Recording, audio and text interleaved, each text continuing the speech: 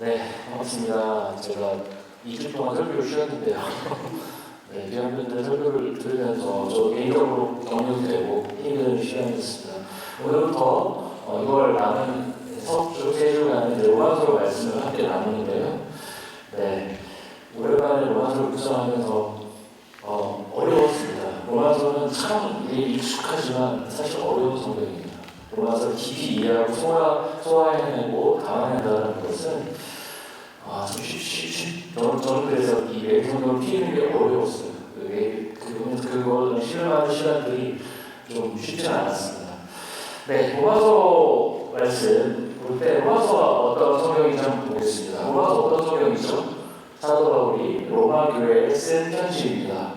오늘 본문에서도 같이 읽었죠, 저희가. 여러 번 로마 교회에 가려고 했다는 얘기들이 나옵니다. 여러분 살면서 편지 자주 써보셨습니까? 편지. 네. 혹시 아내와 남편의 생일에 편지를 지금도 쓰고 계시나요? 결혼생활 10년 이상 지났는데도 쓰고 계신 분 계실 거예요. 네, 저도 예전에 좀 썼던 것 같은데 내용이 한 3년째 반복된다고 쓰지 말라고 그랬죠. 그래서 잘 쓰지 않습니다. 네. 저는 보고 베낀 게 아닌데 제가 항상 아내를 사랑하는 마음이 한결같은데 그래서 제가 이제 안 쓰는데요. 아니면 아이들 생일에 편지 쓰시나요? 혹시? 저도 안 써본 것 같아요. 아이들한테 써야겠다. 로마서를 보면 이게 편지였지. 우리에게 편지라는 좋은 어떤 서로의 마음을 전달하는 그 도구가 있었지라는 생각을 하게 됐어요. 아니면 왕년에 연애 편지를 좀 쓰시다가 아이들 동안 안 키우시는 분도 계실 것 같기도 하고요. 편지, 요즘에 손편지는 이제 이메일 있죠. 이메일 체크 맨날 하고 보내고 받고 하는데 이메일 있고 간단한 카톡을 쓰고 텍스트로 문자로 보내고 이런 세상에서 그 손편지는 어떻게 보면 과거의 낭만이 아닐까 이제 그런 생각도 좀 해보게 됩니다. 그러나 이 사도 바울이 로마 교회에 쓴 이 편지 로마서는 과거의 낭만으로 가볍게 보기에는 너무나 중요한 신학적 교회사적 의미를 갖고 있습니다.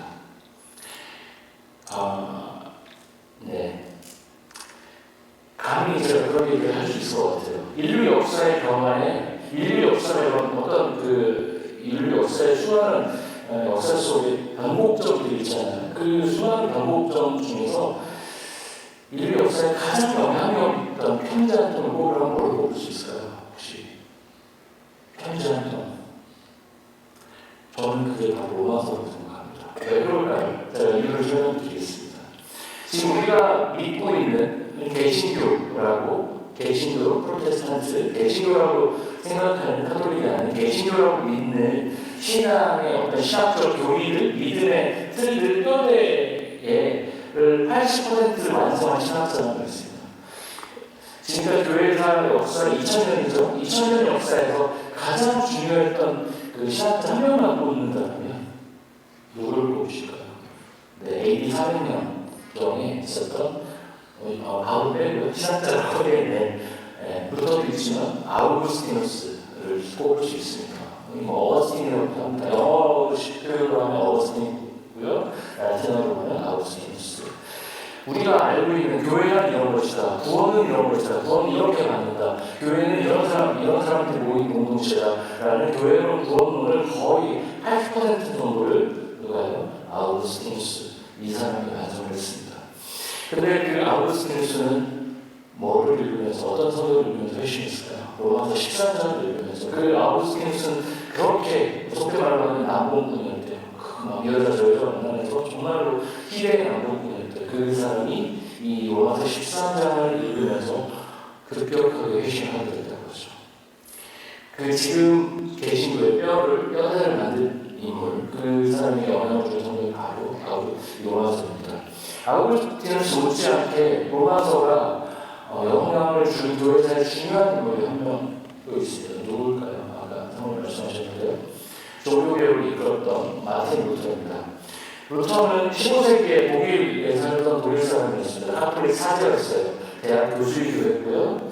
근데 그가 오늘 보는 로마서 1장 17절 복음에는 하나님의 의가 나타나서 믿음에 이르게 하나니 오직 의인은 믿음으로 말미암아 살게 함과 같다라는 이 대목을 읽으면서 당시 교회의 잘못된 구원론을 비판하기 시작합니다. 당시 교회 어떤 교회였을까요? 그때 교회는 하나였습니다. 가톨릭 교회 하나였죠.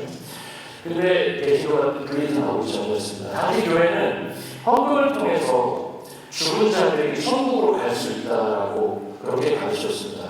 그러니까 그거 어떻게 해야 될까요? 여러분들의 부모님이 예를 들어서 지금 어디 연목이라는 개념을 만들었거든요. 연목에 있는데요. 거기서 후배들, 그러니까 자손들이 열심히 헌금을 하면 그 연목에 있는 그 조상들이 어디로 간다고요? 천국으로 간다고요. 그래서 유명한 그 당시 설교가 테첼이라는 사람이 있는데 그 사람이 그렇게 설교했다고 합니다. 여러분이 그 교회 내는 헌금 소리, 은화 소리가 땡 하고 떨어질 거잖아요. 그 소리는 여러분들의 부모님들이 천국으로 가는 소리입니다. 이렇게 설교를 했다고 합니다. 그 당시에 교회의 구원론이 얼마나 왜곡되는지를 보여주는 장면이죠. 근데 그때가 왜 그렇게 헌금을 독려했을까요? 그 테첼이 거뒀던 헌금은 베드로 대성당을 건축하기 위해서 그렇게 많은. 그런 당시 르네상스 이후에 기술이 발전하고 건축이 발전하면서 그리스 고대 문화의 건축 양식, 고딩 양식 이런 것들이 그 당시 중세는 유럽의 전역에 망칠 소리가 끊이지 않았다고 할 만큼 많은 헌금이 거쳐졌고요. 그걸 통해서 성전이 지어졌습니다. 성당이 지어졌습니다. 이런 안타까운 현실 속에서 루터는 로마서 1장 17절 말씀을 묵상하면서 오직 구원이 예수 그리스도에 대한 믿음을 통해서만 이루어진다고 주장했습니다. 결국 루터는 카톨릭 교회를 개혁하기를 원했지 카톨릭 교회와 개신교회를 분리하기를 원했던 것이 아닙니다. 근데 결과적으로 분리가 됐죠. 그것이 종교개혁 운동으로 이어져서 결국에는 카톨릭과 개신교가 분리되는 역사적 변화를 갖게 됩니다. 그런데 로마서가 이 아우구스티누스 루터에게는 영향을 주었겠습니까? 2000년 교회 역사를 통해서 수많은 그리스도인들이 이 로마서를 읽다가 예수님을 자신의 구원자이자 주인으로 보시게 됩니다. 자기 삶의 주인이 더 이상 본인 스스로가 아니라 예수 그리스도임을 고백하는 것입니다. 그러면 오늘 본문으로 들어가서 사도 바울이 어떤 얘기들을 하는지 살펴보고 있는데요. 오늘 본문은 크게 두 덩어리로 나누어져 있습니다. 제가 어제 그 카톡으로 올렸죠. 로마서 1장 한번 읽어보시고 오시면 좋겠다고요. 특히 이제 11절까지 말씀에서는 오늘 본문에서는 8절부터 15절까지 바울이 로마를 방문하고 싶어하는 계획에 대한 이야기들을 설명하고 있습니다. 바울은 왜 그렇게 로마를 가고 싶어 했을까요? 저도 로마 가고 싶은 계시나요? 유럽여행 때 로마 많이 들려서 저는 유럽에 가본 적이 없어서 로마에 저도 한번 가보고 싶어요. 로마서를 보면서 나도 것 같은데 그런 생각을 했는데요. 바울은 왜 그렇게 로마로 가고 싶어 했을까요? 사진을 한번 보도록 하겠습니다. 첫 번째 사진 한번 이거 보이시나요?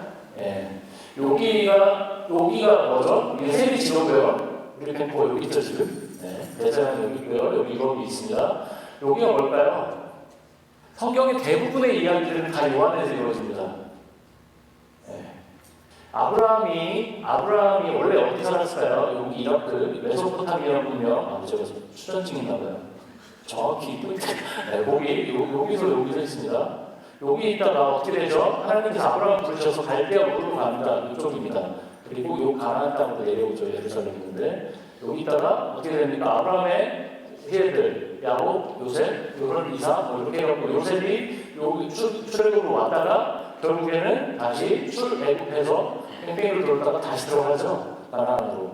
그 이후에 또 왕조시대, 사사시대와 왕조시대를 건너서 어떻게 됩니까? 바벨론에 포로가 돼서 어디로 결국에 끌려가요? 처음에 아브라함이 떠났던 바벨론으로 끌려갑니다. 되게 아이러니해요 사실 성경이 구약의 이야기들이. 그런데 이 두 번째를 보면 여기 보겠습니다. 로마가 여기 있습니다. 여기가 이탈리아예요. 로마가 여기고요. 여기가 이스라엘이고 여기가 예루살렘이죠. 그 다음에 여기가 아시아라고 하는데 우리는 소아시아라고 부르죠. 에베소가 여기고요. 고린도가 여기고 아테네가 이쪽에 있습니다. 여기가 그리스고요. 여기가 지금 현재는 알바니아. 이 위쪽은 불가리아입니다. 불가리아. 그리고 이쪽은 다 터키고요. 터키입니다. 여기 보면 그 두 번째 사진의 이 지중해를 중심으로 있는데 사도 바울은 그리스 아테네 옆에 있는 여기가 아테네거든요. 여기 그리고 그 옆에 있는 고린도에서 그 로마서를 썼다고 합니다. 그리고 여기를 가고 싶어 하는 거예요. 여기서 편지를 쓰면서 선교 여행 중 2차 선교 여행 중에 여기를 가고 싶은데 못 가니까 여기서 여기로 편지를 쓰고 있는 것입니다. 그런데 두 번째 사진을 한번 더 보여주시죠. 그럼 여기로 보면 첫 번째로 다시 가보겠습니다. 네, 여기서 사실은 여기서 있다가 여기가 로마잖아요. 여기가 로마잖아요. 근데 사실은 사도 바울이 결국에 가고 싶었는데 어디였죠? 여기 스페인입니다. 여기 스페인. 서바나라고 부르는 땅끝. 그 당시 땅끝은 여기였습니다. 여기가 땅끝이 아닌데요. 유럽 기준으로 보면 여기가 땅끝이죠. 여기까지 가고 싶어 했습니다. 그런데 여기까지 가려면 어떻게 해야 되겠죠? 당시 이 시대가 어떤 시대입니까? 로마 시대입니다. 이 로마 시대에 세워진 이 교회의 도움을 반드시 받을 필요가 있었습니다. 여기에서 가서 후원도 받고 여러 가지 경륜도 받고 지원도 받고 그래서 여기까지 가려고 했던 거죠. 그런 차원에서 사도 바울의 선교의 최종 목적지 스페인을 가기 위해서 이 로마 교회 협조가 선교 전략적으로 필요했던 것입니다. 그래서 어떻게 하죠? 사도 바울이 그 당시 이미 소문이 많이 났어요. 유명한 사람이었어요. 여러 곳에 교회를 개척했기 때문에. 그래도 사도 바울이 로마 성도들 스킨십하면서 실제로 만난 적이 없잖아요. 그럼 어떻게 해야 될까요? 내가 누구인지, 내가 믿는 복음이 무엇인지를 소개할 필요가 있는 것입니다. 그래서 로마서는 편지이기도 하지만 조직신학적으로 복음이 무엇이고 예수를 믿는다는 것이 무엇이고 구원을 어떻게 받는 거고 그런 얘기들을 아주 자세하게 알리고 있는 것입니다. 자기를 변호하고 있는 것이죠. 그러면 저는 오늘 그 본문의 17절 말씀을 통해서 우리가 믿음으로 구원을 받는다는 것이 무엇인지에 대해서 살펴보려고 하는데요. 믿음으로 구원을 받는다. 너무나 뻔한 얘기일 수 있습니다. 교회에서 가장 많이 하는 얘기일 수 있습니다. 네. 그렇다면 제가 여기서 질문 하나 더 줘볼게요. 우리는 믿음으로 구원을 받을까요? 아니면 은혜로 구원을 받을까요? 네, 제가 다시 한번 해드리겠습니다. 믿음으로 구원을 받을까요? 아니면 믿음으로 구원을 받을까요? 아니면 은혜로 구원을 받을까요? 한번 투표를 해보시면 돼요. 네. 믿음이라고 생각하시는 분 혹시 계시나요? 믿음. 네. 그러면 은혜로 구원을 받는다. 네, 은혜. 저는 적당히 된 것 같습니다. 네, 너무 심하게 안 하셔도 되는 거 대통령 선 아닙니다. 네, 이거 잘못 뽑았다고 해서 우리 운명을 바뀌지 않습니다. 대통령 선은 잘 뽑아야 되는 것 같더라고요. 어쨌든. 네. 근데 답을 한번 찾아볼게요. 에베소서 2장 8절 한번 보여주시죠. 에베소서 2장 8절. 같이 읽어볼까요? 여러분은 믿음을 통하여 은혜로 구원을 얻었습니다. 이것은 여러분에게서 난 것이 아니요 하나님의 선물입니다. 믿음을 통하여 은혜로 구원을 얻었다. 두 개 다 나옵니다. 그럼 정답이 두 개 다. 두 개라도 선택지 있었어야 되는데 제가 안 했나요? 두 개 다가 필요하겠죠. 우리가 구원을 받게 된 것은 믿음과 은혜를 통해 구원을 얻은 것이라고 알고 있습니다. 두 개 다 필요한 것입니다. 그 중에서도 이게 사실은 이제 수능에 나온다면 두 개 다 필요한 거 아닙니까? 아닙니다. 뭐 이렇게 막 옥시각시 할 수도 있는데요. 사실 그 중에서도 본질적으로 뭐가 더 본질이라고 하면 은혜가 사실 더 구원의 가장 중요한 요소입니다. 그 근거를 에베소서 2장 5절을 통해서 한번 보겠습니다. 에베소서 2장 5절 같이 읽겠습니다. 범죄로 죽은 우리를 그리스도와 함께 살려주셨습니다. 여러분은 은혜로 구원을 얻었습니다. 그렇다면 은혜가 무엇일까요? 은혜, 그레이스. 뱅코에 굉장히 그레이스 교회도 많고 그레이스라는 이름을 단 교회가 굉장히 많아요. 그레이스가 뭘까요? 에베소서 1장 7절 한번 같이 보겠습니다. 같이 읽을게요. 시작. 우리는 이 아들 안에서 하나님의 풍성한 은혜를 따라 그의 피로 구속 곧 죄 용서를 받게 되었습니다. 은혜가 무엇이죠? 여기서 은혜라고 얘기하는 것은 범죄함으로 인해 죽은 우리를 위해 그리스도께서 대신 돌아가신 것이 하나님 우리에게 주신 은혜입니다. 그렇다면 믿음은 무엇일까요? 하나님께서 그렇게 다 세팅해 놓으신 것, 준비해 놓으신 것들을 받아들이는 것입니다. 이렇게 얘기하면 잘 안 와닿습니다. 그래서 제가 계속 생각을 해보다가 믿음과 은혜를 어떻게 설명할 수 있을까 생각해보다가 제가 요즘에 뭐 유튜브 저도 유튜브 좋아합니다. 유튜브는 보는 건 아니지만 제가 잘 보는 유튜브 중에 더블이라는 유튜브가 있어요. 구독자 40만 되는데 유명한 오마카세 이런 데 가서 한번 먹어보고 오는 거예요. 오마카세 먼저 아시죠? 진짜 제대로 된 셰프이 한 8명 쭉 손님 있으면 그 사람들만 서빙하는 거예요. 굉장히 1인당 비싼 데 60만 원, 싼 데는 한 12만 원, 이렇게 한국에 되게 유명이거든요. 저는 아마도 그냥 유행을 유튜브로 따라가고 있습니다. 어쨌든 예를 들어보겠습니다. 믿음과 은혜가 무엇인지, 은혜, 제가 다 신학적으로 설명드렸지만 우리 일상의 언어로 한번 표현해 보겠습니다. 토요일 5시쯤 됐다고 우리가 생각을 해보고 있습니다. 토요일 5시쯤 됐어요. 근데 오늘 토요일 어제 오후 5시라고 생각을 해보고 있습니다. 근데 아침 11시쯤 일어났어요. 되게 늦게 일어났어요. 외국사는 아점을 먹었습니다. 대학 먹었습니다. 그리고 대충 이렇게 지나가는 대동들 놀았습니다. 쉬는 날이니까 오후 저녁 5시쯤 됐습니다. 어떻게 되겠죠? 또 배가 고프겠죠. 인간은 또 배가 고파요. 근데 뭔가 해먹기도 귀찮고 어디 나가서 사먹기도 귀찮은 상태입니다. 그런데 애들이 배고프다고 막 조르죠. 배고프다고 막 조릅니다. 뭔가 슬슬 움직여야 되는 상황입니다. 그런데 갑자기 딩동 벨이 울립니다. 뭘까요? 딩동 누가 온 거예요. 누가 왔어요. 문을 틱 여니까 아주 가까운 친구, 연락 안 하고 막 울만한 친구들 한 명씩은 있으신 적 있으셨잖아요. 살면서 계속 평생 동안 가까울 수는 없겠지만 딱 여러분들 안녕하세요 이런 관계인 사람이 갑자기 오마카세 준비를 쫙 해온 거예요. 알고 보니 이 사람은 오마카세 셰프였던 거예요. 오마카세 가보면 이런 요리가 있는지 요리나 나오는데 저는 알아봤습니다. 유튜브에서 먹었습니다. 라면 먹으면서 유튜브를 봤습니다. 신기하다. 그런데요, 그 사람이 오마카세 셰프였던 것입니다. 그리고 기구를 쭉, 회칼을 쭉 들고 쭉 해서 세팅하기 시작합니다. 처음에 어떻게 오셨어요? 밥이 같이 먹어요? 식사하셨어요? 친구가 들어옵니다. 네. 그리고 네, 안 먹긴 했는데 하면서 이렇게 문을 열어줍니다. 우리가 무전받게 할까요? 보통 오마카세 셰프라는 걸 사실 몰라도 같이 밥 먹자고 음식을 들고 온 사람을 던져볼 때 기쁜 마음으로 함께 음식을 나눕니다. 즐겁습니다. 행복합니다. 여기서 은혜가 뭘까요? 친구가 베풀어준 음식입니다.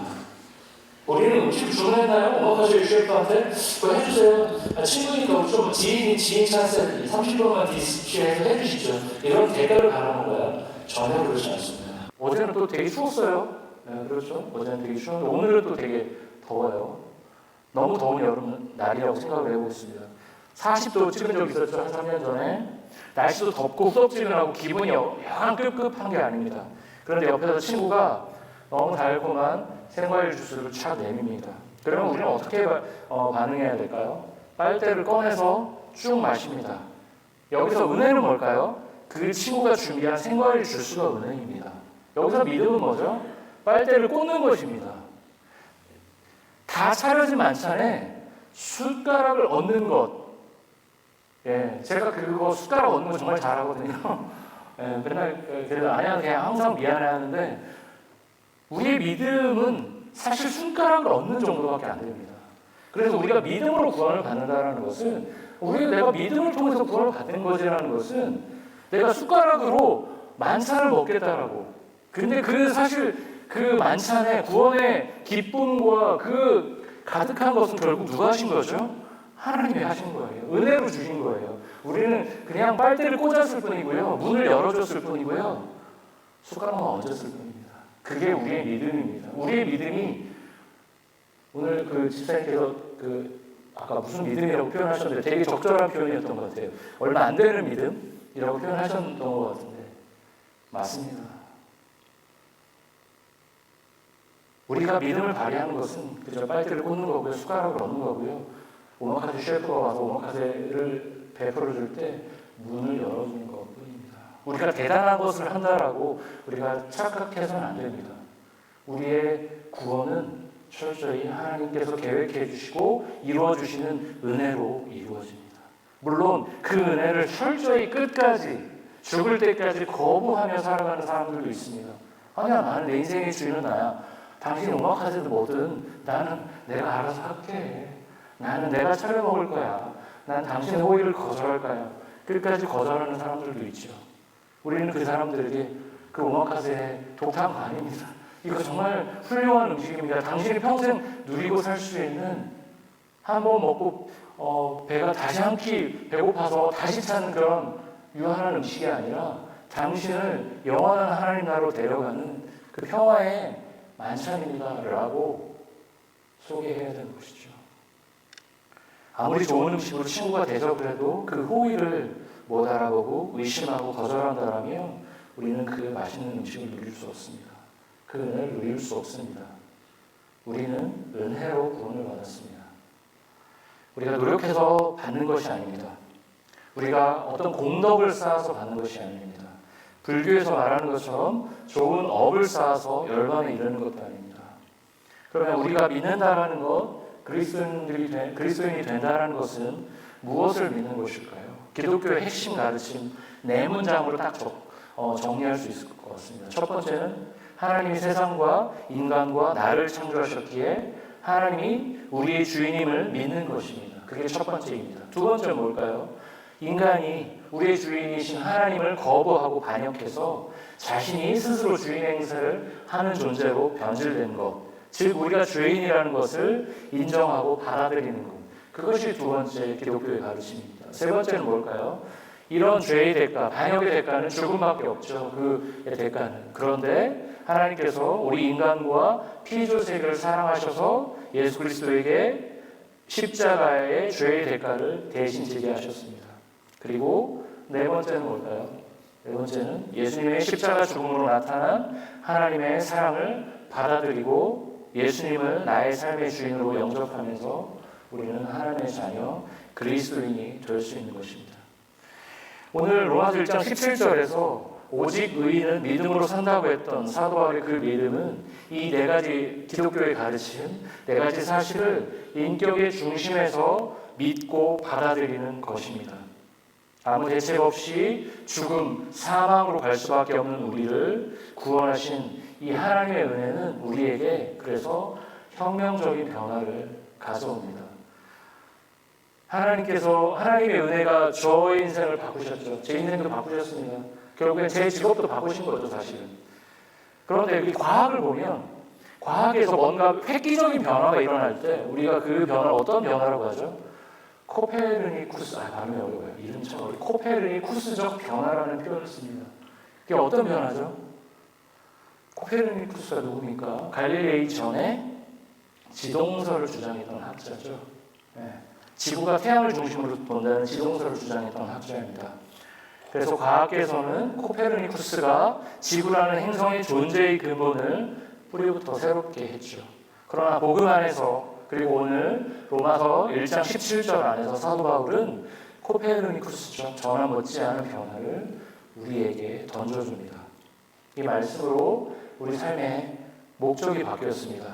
이전까지는 내가 행복하면 그만이라고 생각했다면 믿음이 생기면서 하나님을 따라 사는 것으로 바뀌었습니다. 이전에는 내가 가진 재능과 능력으로 다 이것들이 다 내 노력으로만 된다고 생각을 했었습니다. 그러나 예수를 믿으면서 이 모든 것들이 주님께서 나에게 주신 선물이라고 이제는 고백합니다. 이렇게 예수를 믿는 사람들은 사도 바울이 로마서 14장 7절부터 8절까지 한 고백을 하게 되는 것입니다. 같이 한번 보겠습니다. 같이 읽어볼까요? 시작. 우리 가운데는 자기만을 위하여 사는 사람도 없고 또 자기만을 위하여 죽는 사람도 없습니다. 우리는 살아도 주님을 위하여 살고 죽어도 주님을 위하여 죽습니다. 그러므로 우리는 살든지 죽든지 주님의 것입니다. 사도 바울의 이 고백이 오늘 보면 로마서 1장 14절의 고백과 바로 연결이 됩니다. 14절 무엇이죠? 헬라인이나 야만이나 지혜 있는 자나 어리석은 자나 다 내가 빚진 자다 라고 사도 바울은 고백합니다. 사도 바울이 도박을 해서 빚을 졌을까요? 사도 바울이 사업을 하다가 사채 빚을 땡겨서 빚을 졌을까요? 사도 바울은 로마 시민권자였고요. 가말리엘의 문화에서 그 당시 최고 엘리트로서 교육을 받았던 사람입니다. 그런데 별로 아쉬울 게 없는 사람입니다. 그런데 굳이 사도 바울이 고생하면서 선교여행을 다니면서 살았던 이유가 무엇일까요? 오늘 오후에 저희가 갈라디아서를 간단히 공부를 할 텐데요. 그 갈라디아서는 갈라디아 지방의 교회들에게 쓴 편지죠. 그런데 그 갈라디아 지방을 다닐 때 특히 이 사도 바울이 고생을 많이 합니다. 돌에 맞기도 하고요. 감옥에 갇히기도 합니다. 그 고생을 하면서 개척했던 교회입니다. 사도 바울이 가는 곳마다 찬사를 받고 영광을 누렸던 것이 아닙니다. 그런데 사도 바울은 오늘 헬라인이나 야만이나 지혜 있는 자나 어리석은 자나 다 내가 빚진 자라고 고백을 하고 있습니다. 사실 이 표현은 문학적 표현이죠. 실제로 빚을 얼마씩 만불씩 빚을 진 게 아니죠. 사도 바울이 진짜 빚을 졌다라면 헬라인이나 야만인이나 지혜 있는 자나 어리석은 자가 아니라 누구에게 빚을 졌을까요? 예수 그리스도에게 빚을 졌을 것입니다. 사도 바울도 그렇고 우리도 그렇고 모두 예수님께 빚진 자들입니다. 그 빚을 갚기 위해서 사실 우리는 이 자리에 나온 것이고 우리의 에너지를 들여서 공동체로 살려고 애를 쓰는 것이고요. 다른 이들을 도우려고 애를 쓰고 있는 것입니다. 그런데 우리가 예수를 믿는다고 하면서 예수 믿는 이들의 첫 번째 정체성 뭐죠? 빚진 자. 빚진 자로서의 정체성을 잊고 살 때 우리 삶에서 비극이 발생합니다. 빚진 자로 살아가는 것이 아니라 오히려 빚을 준 자로서 내가 빚을 갚아야 되는 존재, 사랑을 해야 되는 존재가 아니라 빚을 준 자로, 돈을 빌려준 자로서 우리가 살아가기도 합니다. 빚을 준 자 어떤 사람입니까? 내가 하나님의 은혜로 거저 구원을 받았으니 다른 이들을 대가 없이 사랑하려고 노력하는 사람들, 그런가요? 아니죠. 그 반대죠. 그런 사람들은 빚진 자입니다. 빚을 준 자는 어떤 사람입니까? 하나님의 은혜를 경험하고도 여전히 다른 이들을 사랑하기보다 사랑받기만을, 존중받기만을 바라는 사람입니다. 늘 다른 사람에게 요구하고 공동체에게 어려움이 닥치면 뭔가 희생양을 찾으면서 누군가를 탓하는 사람입니다. 그렇다면 주님 안에서 빚진 자가 아니라 우리는 왜 자꾸 빚을 준 자처럼 살게 될까요? 그 이유는 내가 10,000달란트 탕감받은 사람이 아니라 내가 100데나리온 빌려준 것을 더 크게 느끼기 때문입니다. 여전히 자기 중심에 예수가 아니라 내가 위치하고 있기 때문입니다. 예수가 사역의 어떤 컨텐츠가 되고 수익이 모델이 되고 영업의 수단이 되고 있기 때문입니다. 저도 그렇게 때로는 그렇게 살 때가 있습니다. 예수가 나의 구원을 위해 필요하기에 영접합니다. 예수님이 나에게 필요하죠. 구원을 받기 위해서. 그렇지만 주님은 거기까지만 하시죠. 제 삶을 예수님이 원하시는 삶의 방향대로 살기는 너무 힘듭니다. 저는 거기까지는 하지 않겠습니다. 라고 우리는 빚을 진 자가 아니라 마치 예수님께 돈을 빌려준 사람처럼 거기까지만 하시죠. 그만하시죠. 라고 하면서 주님과 그렇게 밀당을 하고 거래를 합니다.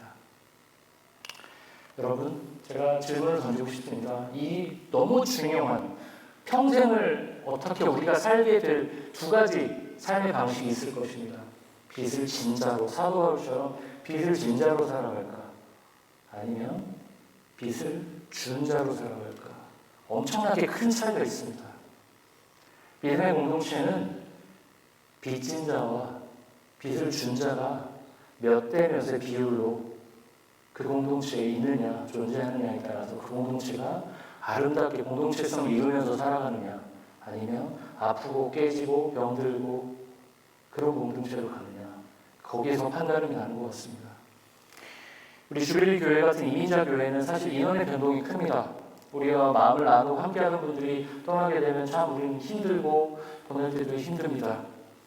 여러모로 이민교회 삶은 쉽지 않은 것 같습니다. 어려운 측면이 많이 있습니다. 그리고 이민교회 안에 참 많은 갈등과 아픔과 다툼과 그래서 깨어짐이 있습니다. 왜 그럴까요?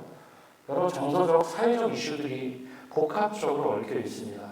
그런데 오늘 설교의 맥락으로 보면 빚진 자로 살기보다는 빚을 준 자로 살려는 사람들이 그 공동체가 많아졌을 때 그 교회는 아프고 상처받고 깨지게 됩니다. 제가 이제 설교를 슬슬 마무리할 텐데요.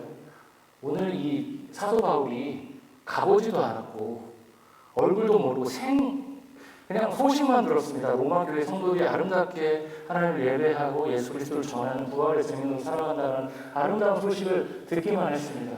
그런데 거기를 가기를 원한다. 당신들이 보고 싶습니다. 당신들을 격려하고 싶습니다. 라고 이 장문의 편지, 16장에 걸친 장문의 편지를 쓴 이유가 뭘까요? 그들에게 빚진 자였기 때문입니다. 여러분, 복음에 빚을 진 자처럼 사시겠습니까? 대가 없이 누군가를 사랑하고 용서하고 용납하면서 먼저 머리를 숙이면서 굳이 그렇게 하지 않아도 되는데 그렇게 살아가는 것이 그리스도인 성도의 삶입니다. 그걸 누가 시작하셨죠? 예수 그리스도께서 십자가에서 시작하셨죠. 그리고 우리에게 따라오라고 지금도 말씀하고 계십니다. 두 번째 삶의 방식이 있죠. 빚을 준 자. 빚을 내준 채권자처럼 누군가를 손가락질하면서 왜 갚지 않습니까? 예수님에게도 나에게 구원 허락하셨죠? 전 여기까지 하겠습니다. 네. 손절하시죠. 라고 예수님과 밀당하면서 내 삶의 주인이 나임을 스스로 인지하지 못하지만 그렇게 살아갑니다. 그리고 공동체 어려움이 빵 터지면 누구 때문에 그런 거 아닙니까? 누구 때문에 그런 거 아닙니까? 라고 희생양을 삼습니다. 주님께서 오늘 우리에게 빚진 자로 살아갈지 빚을 준 자로 살아갈지를 물으십니다. 이제 말씀을 마치겠는데요. 사도 바울은 아까도 제가 말씀드렸지만 가보지도 않았고 실제로 만나보지도 않았던 로마교회 성도들을 향해 오직 의인은 믿음으로 산다는 고백을 던졌습니다. 그리고 헬라인이나 야만인이나 지혜 있는 자나 어리석은 자나 다 내가 빚진 자라고 고백했습니다. 우리는 본질적으로 우리의 믿음보다 하나님이 우리에게 베풀어 주신 은혜로 구원을 받은 자입니다. 우리의 믿음은 그리 대단치 않습니다. 하나님이 우리에게 주신 그 은혜를 잊지 않으시기를 권면합니다. 우리는 은혜 아니면 존재할 수 없다는 것을 늘 고백하길 기도합니다. 그 은혜가 우리 삶을 채워서 우리를 빚을 준 자가 아니라 빚진 자로 살아가게 하기를 기도합니다. 이 주빌리 교회 공동체가 서로에게 빚진 자로 살아가며 서로에게 내가 뭘 더 해줄 수 있을까? 어떻게 하면 서로를 더 사랑할 수 있을까를 늘 고민하는 믿음의 공동체가 되길 기도합니다. 서로를 향한 평가와 정죄가 아니라 사랑과 용납과 용서와 은혜가 충만한 공동체가 되기를 기도합니다. 그래서 5년 후, 10년 후에 우리가 그동안 이렇게 사랑하면서 살았구나. 그렇게 기쁨의 고백을 나누는 믿음의 공동체가 되기를 기도합니다. 네, 말씀을 마치도록 하겠습니다.